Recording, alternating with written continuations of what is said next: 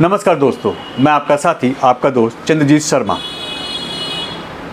अक्सर देखा गया है और हमारे बड़े बुजुर्ग भी कहते हैं कि जब किसी व्यक्ति पे मुसीबत आती है या उसका समय खराब हो तो अपने भी और परछाई भी साथ छोड़ देती है। ऐसा ही एक हादसा कल गौरव शर्मा जी के साथ हुआ। हमने वो खबर आपको दिखाई थी कि उनकी और उनकी वाइफ के ऊपर किस तरीके से अटैक किया गया या उनको किस तरीके से वहाँ पे गोलियाँ लगी।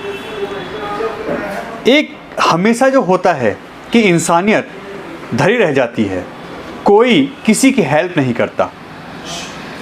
आने जाने वाले जो वहाँ पे होते हैं वो तमाशा देखते हैं, वीडियो बनाते हैं, फ़ोटो खींचते हैं, मगर एक व्यक्ति भी ऐसा नहीं होता जो उस व्यक्ति की मदद करे। और कल भी ऐसा ही हुआ। जब उनको गोली लगी तो वो अपनी गाड़ी में मदद की उम्मीद कर रहे थे। आने जाने वाले काफ़ी लोग उनके सामने से निकल के गए, मगर किसी ने भी उनकी मदद नहीं की। वीडियो बनाने वाले बहुत लोग थे, फ़ोटो खींचने वाले बहुत लोग थे।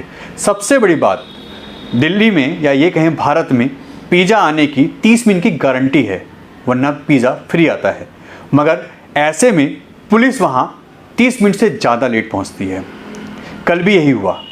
वो PCR का वेट करते रहे, मगर फाइनली किसी अपने की मदद से वो शास्त्री पार्क स्थित जगप्रवेश हॉस्पिटल तक पहुँचे, जहाँ उनको ट्रीटमेंट दिया गया और आगे का उनका ट्रीटमेंट चल रहा है। ऐसे ही एक शख्स हैं जो अपनी समाज सेवा के लिए हमेशा जाने जाते हैं। वो किसी काम से जा रहे थे, उन्होंने अपना वो काम ड्रॉप किया और उस व्यक्ति को, उनकी पत्नी को हॉस्पिटल तक लेके गए, उनका ट्रीटमेंट कराया और जब तक वो वहाँ से डिस्चार्ज नहीं हो गए, आगे उनकी जो ट्रीटमेंट है वो स्टार्ट नहीं हो गया, तब तक वो वहाँ ही खड़े रहे। और वो शख्स हैं ठाकुर विनोद जायस। आइए इनसे बात करते हैं कि क्या हुआ था और इन्होंने वहाँ पे क्या देखा और किस तरीके से उनकी मदद की। विनोद जी, कल जो हादसा हुआ पांचक कुस्तेगामी रोड पे, वहाँ पे आप पहुँचे, आपने गौरव शर्मा की मदद की और काफ़ी हद तक वो वेट कर रहे थे, चाहे पुलिस का, चाहे आने आने वाले लोगों से उम्मीद कर रहे थे कि कोई मेरी मदद करे, क्योंकि वो उनकी वाइफ उस कंडीशन में नहीं थे कि वो हॉस्पिटल जा सकें। ऐसे में आप ही क्यों पहुँचे वहाँ पे और कोई लोग वहाँ क्यों नहीं पहुँचे? नहीं, इस बात का जवाब तो मेरे पास नहीं है कि मैं ही क्यों पहुंचा। मैं वहाँ से निकल रहा था, मेरा एक ज़रूरी काम था, मैं ओखला में किसी काम से जा रहा था। तो जब मैं मदर डेयरी के आसपास पहुंचा, बिल्कुल पास में सामने था, तो वहाँ एक कार खड़ी हुई थी और बहुत सारे सैकड़ों लोग उसके आसपास खड़े हुए थे। तो मुझे लगा कोई मिस हैपनिंग हुई है या किसी झगड़ा हुआ है या कोई, मैंने कहा कोशिश करता हूँ भाई किसी की मदद कर रही है या कुछ बात हो जाए। तो मैंने गाड़ी वहाँ रोक दी। तो इतने मैंने देखा अंदर गौरव शर्मा जी, मतलब मुझे लगा कि शायद कोई जानने वाला बैठा है। इतने उन्होंने मेरी गाड़ी देख के ना वो गाड़ी से बाहर आ गए। तो वो मेरी गाड़ी के पास है कि भैया ऐसे ऐसे गोली लगी है मुझे। तो मैं, भाई गाड़ी में तो गोली लगी, सबसे पहले गोली, इसका ट्रीटमेंट कराना है। तो मैंने उससे पहले उन्हें गाड़ी में बिठाया और ये अपना 0 पुस्ते पे ये जगप्रवेश जो हॉस्पिटल है वहाँ पे उनको मैं लेके आया। उनका फर्स्ट एड हुआ, ट्रीटमेंट हुआ और काफ़ी देर MLC हुई उनकी। और उसके बाद वहाँ से हमने वो ट्रीटमेंट करा के हम मैक्स हॉस्पिटल ले गए उनको। तो मैं रात को करीब 1:45 बजे वहाँ से आया हूँ रात को। उनका फिर अभी शायद, और सुबह उनको ऑपरेट होना था, सुबह उनका ऑपरेट भी हुआ होगा। उनको 2 गोलियाँ लगी थी राइट हैंड में। आप वहाँ जब पहुँचे तो क्या वहाँ लोग नहीं थे?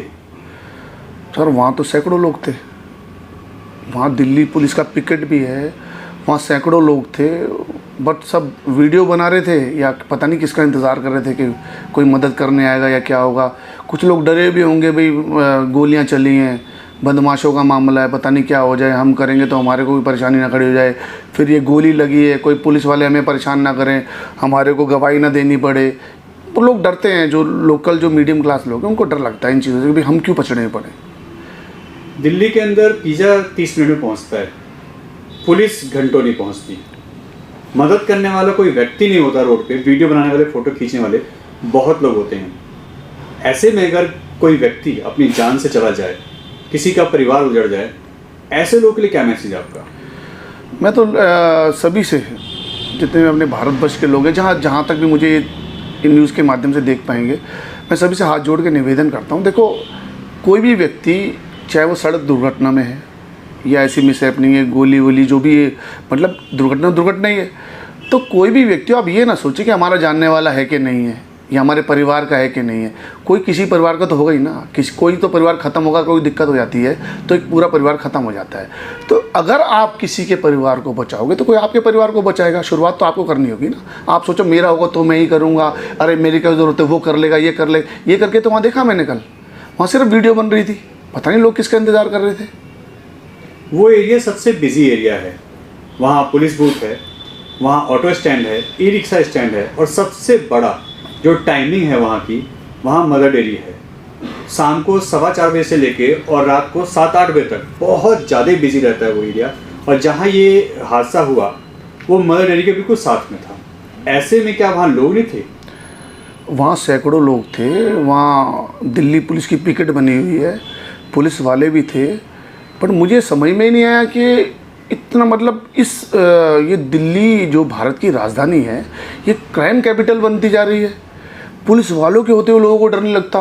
सैकड़ों लोग, पहले क्या होता था, हम लोग देखते थे भी इस गली में नहीं जाना, यहाँ पे कोई चल नहीं रहा है हमारे साथ। एक भी आदमी अगर पीछे चल रहा होता तो साथ वाले को ना, सामने जो आगे चल, उसको डर नहीं लगता था कि अंकल मेरे पीछे या मेरे भैया पीछे जा रहे हैं, हमें कोई दिक्कत नहीं।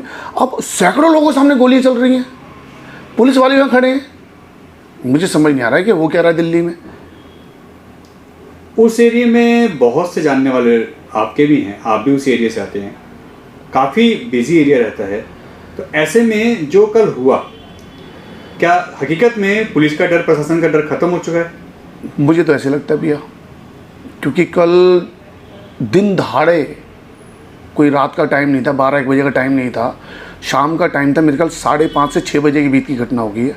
5:30 बजे पीक आवर होता है, लोग पूरे कंजस्टेड होता है पूरा इलाका वो। और वो जो चौक है ना, वो जो जगह है, वहाँ ये सब चीज़ें होती ही रहती हैं। इसीलिए पुलिस पिकेट भी बनाई गई थी, उसके बावजूद ये सब हो रहा है। ये गलत संदेश है, ये होना नहीं चाहिए। आप पहुंच जाते हैं हेल्प करने, हम जैसा मीडिया कर्मी वहाँ सबसे पहले पहुँचता है, खबर डाल देता है, खबर कवर कर लेता है, मगर वहाँ पुलिस हेल्प करने के लिए नहीं पहुँचती। जब आप वहाँ थे तो क्या कोई PCR वैन थी उनको ले जाने के लिए? नहीं, मुझे लगता है कि जब ये काम हुआ, ये मिस हैपनिंग जब हुई, तो मैं शायद 15-20 मिनट बाद ही पहुँचा होऊंगा, जैसा मुझे लगता है। तो वहाँ कुछ भी नहीं था। अब यार एक किसी व्यक्ति को गोली लग जाती है, उसे आधे 1 घंटे तक कोई लेने ही नहीं आएगा, तो कब तक वो बच जाएगा क्या? वो तो शुक्र है उनके हाथ में गोली लगी थी। अगर चेस्ट में या दिल पे कहीं आसपास गोली लगी होती या पेट में कहीं गोली लगी होती तो वो तो बचते ही नहीं।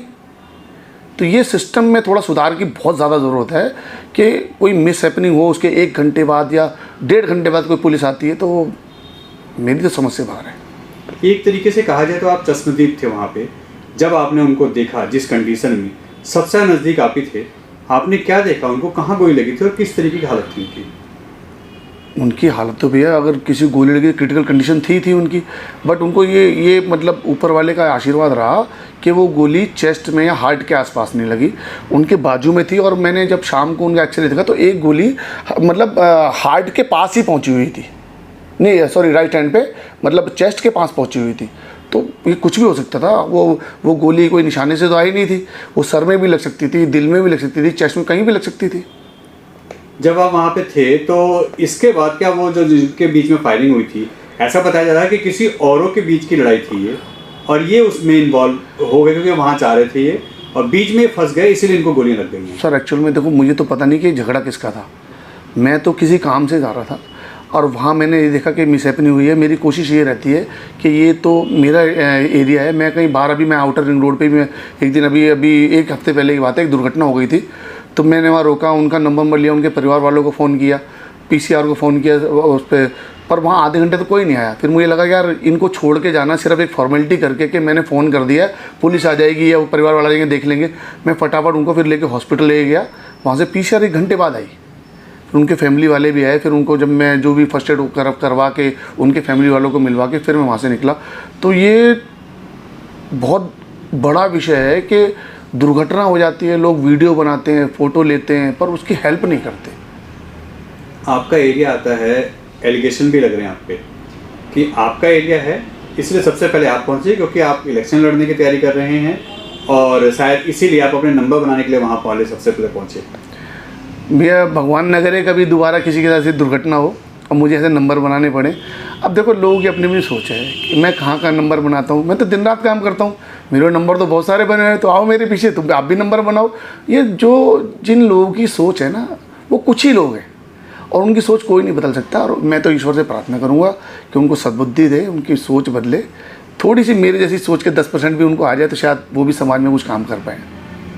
ऐसे लोगों को क्या संदेश देंगे, क्योंकि अगर ऐसे हादसे होते हैं तो जो फोटो खींचते हैं, वीडियो बनाते हैं, उनके लिए क्या संदेश है, क्या करना चाहिए ऐसे? उनसे तो सिर्फ हाथ जोड़ के प्रार्थना है। मैं कोई बहुत बड़ा मतलब समाज सुधारक नहीं हूँ कि मैं उनको संदेश दूंगा। मैं सिर्फ हाथ जोड़ के ऐसे लोगों से प्रार्थना करता हूँ, ऐसे नहीं पूरे भारतवासियों से प्रार्थना करता हूँ कि कभी भी कोई मिसहैपनिंग देखें आप, चाहे वो रोड पे हो, अपनी कॉलोनी में हो, गली में हो, आपको हेल्प करनी चाहिए। आज आप शुरुआत करोगे, कल को कोई और करेगा। आज आप इग्नोर करोगे तो दूसरा भी ये बातें सीखेगा। सब यही सोचते हैं यार मेरा नहीं है, यार मेरे को क्या करना, मुझे क्या पढ़ना। छेड़खानी होती है, मैंने देखा सामने, लोग नहीं बोलते। मतलब पहले क्या हुआ करता था, एक गली से आदमी जाता था तो सोचता है यार इस गली में आदमी मेरे साथ चल रहा तो मुझे कुछ नहीं होगा। आज झुंड में, भीड़ में क्राइम हो जाता है यार। तो ये सब हमारी तो कमी है, हम लोग उसको उसके सामने खड़े नहीं होते। ये कमी हम ही लोगों की है। तो हम लोगों को संदेश क्या, हम लोगों को सबको मिलके इकट्ठा होके इनके खिलाफ लड़ना चाहिए, उसको रोकना चाहिए। आज आप रोकोगे, कल मैं रोकूंगा, फिर परसों तीसरा रोकेगा। ये क्राइम होगा ही नहीं। आज आप देख के निकल जाओगे, कल दूसरा देख के निकल जाएगा, ये तो चलता रहेगा। तो यानी लोगों को आगे आना चाहिए। कहीं ना कहीं ऐसा भी है कि पुलिस की वजह से भी लोग डरते हैं, क्योंकि पुलिस बाद में उनको परेशान करती है, आपको थाने आना पड़ेगा, कॉल्स आती हैं उनको गवाही के लिए उनको बुलाया जाता है। कल ऐसा ही था, कल भी देखो लोगों ने सोचा भी हो शायद कि हम हेल्प करें, पर उनका गोलियां चली हैं भाई। अब इनको लेके जाओगे, पहले पुलिस वाले पूछेंगे तुम कौन हो, यहाँ से कैसे लिया, फिर आपको कोर्ट में गवाही के लिए जाना पड़े। मैंने टेंशन नहीं ली, कोर्ट में जाना पड़े, कहीं जाना पड़े, पहले इंसानियत को और इंसान को बचाने का वो समय था ना, पहले वो बचाना था। मैंने वो काम किया। मुझे कहीं जाना पड़े चला जाऊँ, कोई बात नहीं। इतने काम करते हैं हम, शादी ब्याह में जाते हैं लोगों के, एक ये भी काम कर लेंगे। एक इंसान तो बचा, इंसान को बचाना ज़रूरी है। ये टेंशन नहीं कि मेरा क्या होगा, मुझे कहाँ जाना पड़ेगा, पुलिस वाले क्या बोलेंगे। अब वैसे ऐसे सिस्टम है भी नहीं। आप सबको हेल्प करनी चाहिए। इतनी कोई ऐसी कोई कंडीशन नहीं है कि आप किसी को बचाओगे तो आपको पुलिस वाले परेशान करेंगे या आपको कोर्ट जाना पड़ेगा। ये लोगों ने पुरानी सोच बना रखी है, अब बहुत सुधर गया ये मामला। विनोद जी धन्यवाद हमसे बात करने के लिए। बहुत बहुत धन्यवाद आपका भी।